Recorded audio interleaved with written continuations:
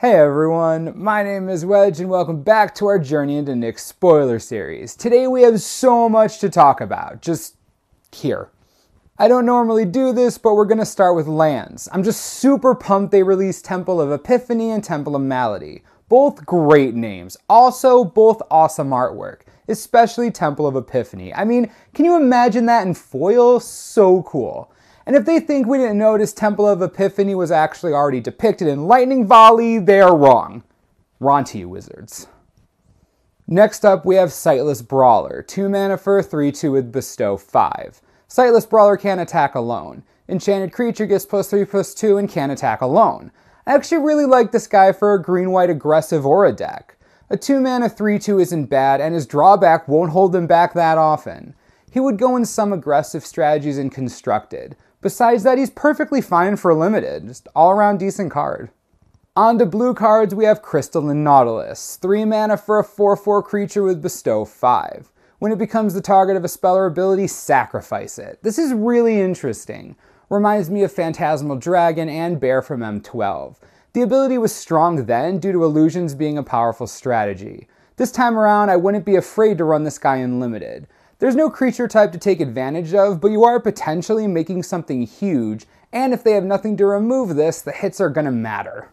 Sage of Hours is 2 mana for a 1/1 with the classic +1/+1 counter heroic trigger, but there's more. His ability lets you remove all his +1/+1 counters. For each 5 counters you remove, you get an extra turn. I know a lot of people get seduced by the words take an extra turn, but this guy is going to be so difficult to set up, especially in standard with so much removal. His value is in Commander, I think. I know a ton of people are already planning on putting him in their Voral deck. Sure, you can put him in a limited deck, but you need ways to get counters on him and hope your opponent has no removal. A lot of things have to go your way. It's unfortunate, really. Time Walk effects are fun. So we missed Squelching Leeches yesterday. Yep. Whoops! The leeches cost 2 colorless and 2 black. Its power and toughness are each equal to the number of swamps you control. So this is a depowered version of Corlash, Heir to Blackblade, and Nightmare. Granted, it does cost 2 less than Nightmare, but it also doesn't have flying. I do like the card though. In limited, I could see this being a 3/3 for 4 when it comes out and only getting bigger. Also, it does make a good filler for a budget mono black devotion list. Something to think about. Moving on to red cards, we have Mogus's Warhound. I hope he knows his tail is on fire. He's also drooling lava. It's adorable. The Warhound is a 2 mana 2/2 that bestows for 3. It attacks each turn if able. This is good. The bestow cost is reasonable for a +2/+2 buff, and attacking each turn in a red deck is pretty much something you were going to do anyway. He enables Heroic and Constellation pretty cheaply. I like this card. Definitely good for limited. I'd like it to see standard play, but it's competing in a world where Madcap Skills is a thing. Spire Spine is 3 mana for a 4/1 with Bestow 5. It blocks each turn if able and grants the creature it's bestowing +4/+1, and it also must block each turn if able.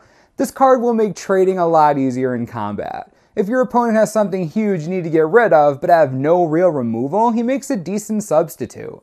I don't think it's as good as the other Bestow uncommons we've seen, but he isn't terrible.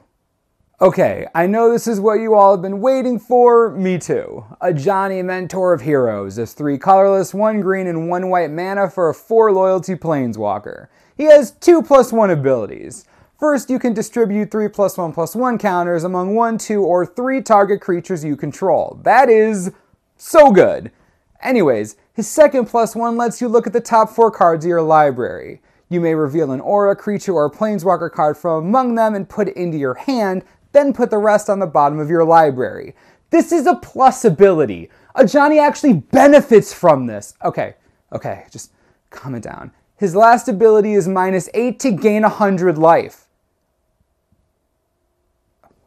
I have no idea where to start here. Sure, his first ability may not trigger heroic, but you're given something +3/+3 if you want, and you still have the flexibility to spread it out across multiple creatures. His second ability is card advantage. In a deck that runs white and green, you now get pure card advantage. Remember what Domri did for green-red monsters? Yeah, you remember. Ajani goes 3 cards deeper and gets rid of what you don't want and can take a creature, aura, or planeswalker. Newsflash! Those are the only non-land cards you're playing, except maybe a charm or something, but who cares? This is dumb. He gains loyalty to give you cards.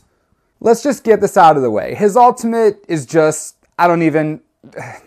he could set this off in standard. He could. All mono red players just cry like babies if this guy sticks to the field. I haven't even mentioned how Felidar Sovereign and Test of Endurance in Commander are both stupid with this card. Okay, time to talk functionality. In the comments section of the last few days of spoilers, Naya midrange has been a thing people are talking about. Well, here you go. Ajani is going straight into any deck running white and green that runs creatures. Naya aggro, Naya midrange, Naya ramp, green-white aggro, maybe even green-white heroic. I could go on and on. Yes, he's 5 mana, but if you're excited about this card, you don't care about that. He only pluses himself, which means he's automatically starting at 5 loyalty. That is not easy to burn out. Not only that, but in a ramp deck, you can get him out on turn 3. Think about that for a second. I know, it's ridiculous. And then you can turn around and make your Elvish Mystic into a 4/4 beat stick. Sure, aggro decks don't like having something this big, but at the top of the curve as a 2 or 3 of, he's fine. Even one activation from him could turn the tide of the game in your favor. Basically what I'm saying is he will see play. I know a lot of you are going to get stuck on the fact that he costs 5. I think you need to get over that. People will make decks around him, put him into existing strategies, the whole 9 yards. It's not unreasonable to think that a Naya Monsters deck will come to exist with Ajani and Elspeth as cornerstones. Or even a Bant Monsters deck with Ajani, Elspeth, and Kiora. I'm not saying he's the best Planeswalker to ever be printed or anything like that.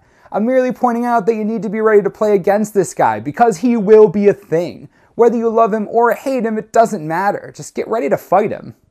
We had another day of high-profile spoilers. I really want to hear what you guys think about Ajani. Please leave any thoughts you have in the comments below and we'll talk about it. I guarantee you he stirs up some serious conversation. Remember to subscribe below for the latest and most reliable Journey into Nyx spoiler information you could ever need. This is the Mana Source. I'm Wedge. Thanks for watching. We'll see you next time.